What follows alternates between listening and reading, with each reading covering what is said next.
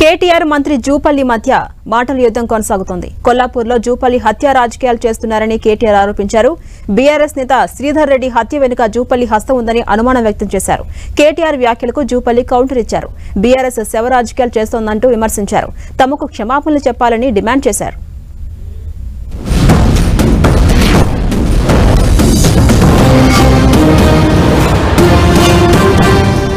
పేరుకేమో ప్రజాపాలన, కానీ చేస్తున్నది ప్రతీకార పాలన.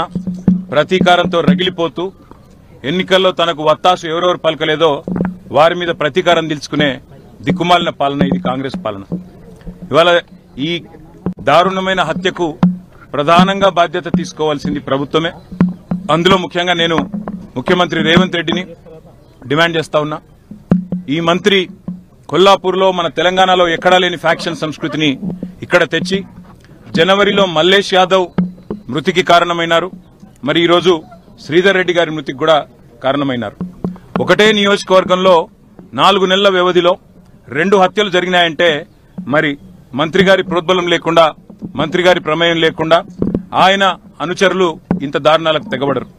ముందుగా రేవంత్ రెడ్డికి నిజంగానే చిత్తశుద్ధి ఉంటే శ్రీధర్ రెడ్డి హత్య విషయంలో ముందుగా మంత్రి గారిని బర్తరఫ్ చేసి తన చిత్తశుద్ధిని చాటుకోవాలని మా కార్యకర్తలు ఇవాళ వాళ్ళు కూడా రగిలిపోతా ఉన్నారు. కానీ మేము కూడా వారికి చెప్తా ఉన్నాం, ఇది పూర్తి వివరాలు తెలియనియండి ఏం జరిగిందో అని చెప్తా ఉన్నాము. ఒకవేళ మరి ఇదే దాడుల సంస్కృతి కొనసాగితే మాకు కూడా వారిని నియంత్రించే పరిస్థితి ఉండదు. ఇది మంచిది కాదు, రాష్ట్రానికి మంచిది కాదు.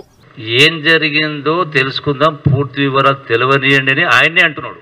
మరి పూర్తి వివరాలు ఏం జరిగిందో తెలియకుండా జూపల్లి ప్రోద్బలం ఉంది, హస్తం ఉందని ఆరోపణ చేస్తుందంటే మరి ఎంత నిజాయితీ ఉందో ఇక్కడనే అర్థమవుతా ఉంది. క్షమాపణ చెప్పాలంటున్నా.